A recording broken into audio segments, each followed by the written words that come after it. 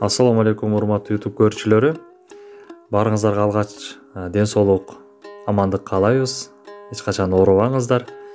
Бүгүн сиздерге жеткирүүчү маалыматтарыбыздын бири ырым-жырым жөнүндө болмокчу.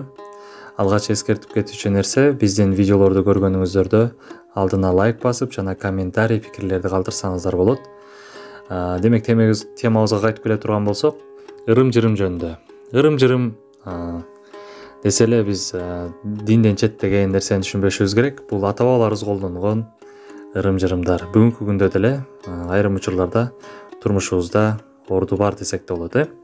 Ырым-жырым бул адамдагы ичиндеги ишеничти жаратуучу бир касиет, сапат десек болот.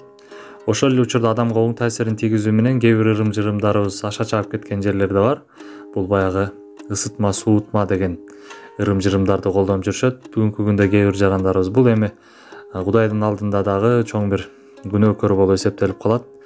Ал эми оң ырым-жырымдарыбыз бул адамга оорусуна шифа болчу, айыгып кетүүсүнө себепкер болчу кээ бир ырым-жырымдарыбыз да бар. Ошол себептен бүгүн ден соолукка байланышкан ырым-жырымдар темасына кайрылдык. Анда алдыңкы мүнөттөрдө биз менен чогуу болуңуздар жана ушул ден соолукка кандай ырым-жырымдар бар экендигин кунт коюп маалымат алсаңыздар болот.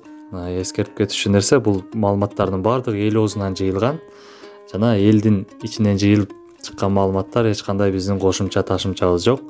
Элден кандай жыйылса ошондой маалыматтарды кайра сиздерге сунуштайбыз. Анда баштадык. Ден соолукка байланыштуу колдонулган ырым-жырымдар. Баланын көзү кылый төрөлсө, кемеге түшкөн адамга чачын алдыртат. Жаш балдардын тиши түшсө, нанга же бир нерсеге кошуп итке берет. Тиши оорубай сак жана өтө бекем болот деп ишенишкен.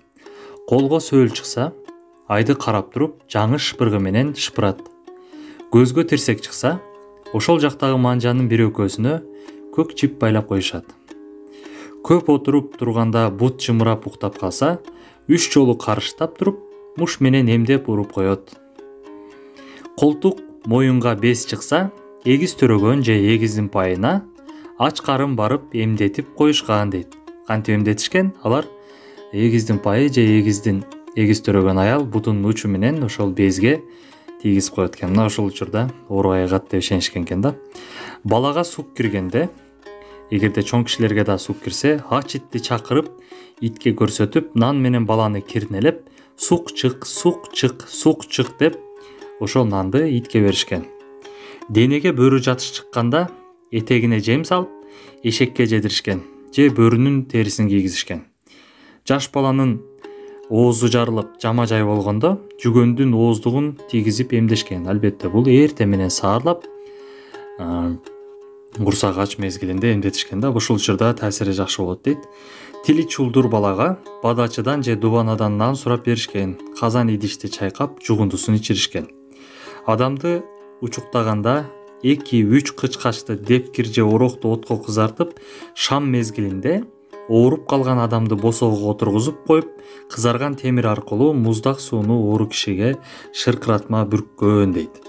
Кээде шам мезгилде анча-мынча учук чыгып ооруган адамдын бетине муздак суу себип айыктырышкан. Бетине ит жалак чыгып айыкпаса, каймак сүртүп, таза күчүккө жалатышкан. Ата-бабаларыбыз дагы ат жалына бутуңду чыгарба дешкен. Анткени бийик тоо ашууларда түтөк болгондо аттын жалын жытташкан. Ачка болгон 4 аяктуу жаныбарларды каратып туруп, тамак жеген адамга жаныбардын суугу киннеси кирет.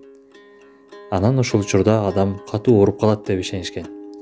Isытма, суутма дегенди ичип жүрөгү сыгылган адам тандырга нан жапканда калган суудан 3 жолу уртап кайтарма ооруна пайдаланган. Анткени тандырдын ысык деми бар. Жана дагы бир ырым-жырымда, эгерде ушул тандырда нан жапканда калган суудан ичип жүргөн адамга эч качан бирөөлөрдүн ысытма, суутма деген дубалары өтпөйт деп да ишенишкен да.